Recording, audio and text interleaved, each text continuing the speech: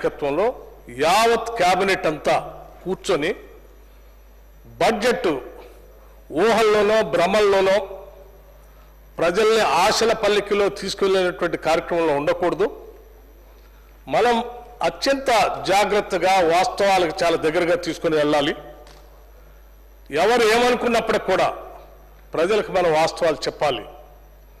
ఆ వాస్తవాల దగ్గర నుంచి ఈ తెలంగాణ అభివృద్ధికి పునాదులు వేసుకుంటూ పోదామని చెప్పి క్యాబినెట్ అంతా తీసుకున్న నిర్ణయం మేరకే మేము అధ్యక్ష మేము పెట్టినటువంటి బడ్జెట్లు మీరు చూస్తే 10 సంవత్సరాల నుంచి ఇప్పటివరకు ఆ గ్యాప్ ఎంత ఉందనేది మీకు ఈ రాష్ట్ర ప్రజలకు కూడా అందరికీ అర్థం కావాలని మీ ద్వారా ఈ సభకి సభ ద్వారా రాష్ట్ర ప్రజలకు కూడా తెలియజెప్పాలనే ఆలోచనతోనే నేను నేను రాజకీయ పరమైనటువంటి విమర్శలకు పోకుండా హరీష్ రావు గారు లేవనెత్తినటువంటి బడ్జెట్కు సంబంధించిన అంశాల గురించి నేను మాట్లాడదలుచుకున్నాను. అధ్యక్ష, హరీష్ రావు గారు 10 సంవత్సరాలు మంత్రిగా పనిచేశారు.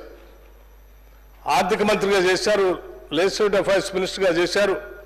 సరే, కొద్ది రోజులు కాంగ్రెస్ ప్రభుత్వంలో కూడా మంత్రిగా చేశారు.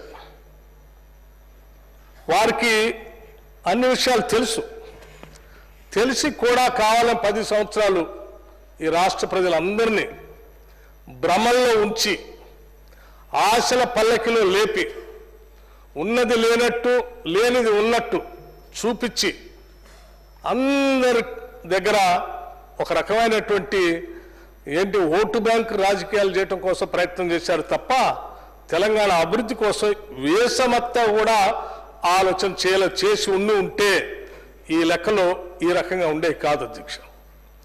ఉదాహరణకు అధ్యక్ష, నేను చాలా విషయాలు మీ ద్వారా గత 2014 నుంచి ఈరోజు మేము ప్రవేశపెట్టినటువంటి 2025-26 వరకు కూడా ఈ బడ్జెట్ చాలా దూరంగా గ్యాప్ ఉందని చెప్పారు. 2014-15లో అధ్యక్ష వారు పెట్టినటువంటి బడ్జెట్ 1,638 కోట్ల అధ్యక్ష. ఖర్చు పెట్టింది కేవలం 62,306 కోట్లు. అన్స్పెంట్ ఖర్చు పెట్టకుండా వదిలేసింది 38,332 కోట్లు. అంటే ఖర్చు పెట్టకుండా బడ్జెట్లో 38.09% బడ్జెట్లో నిధులు ఖర్చు పెట్టలేదు అధ్యక్ష. అంటే 1,638 కోట్లలో మీరు 38,332 కోట్లు ఖర్చు పెట్టకపోతే ఈ 38,332 కోట్లు ఎవరు కేటాయించారు? ఆ కేటాయించినటువంటి వాళ్ళందరికీ చేతులు ఎత్తేసినట్టే కదా, వాళ్ళకి ఏం చేయనట్టే కదా, వాళ్ళ ఆశలో గాలిలో చూపించి పంపించినట్టే కదా.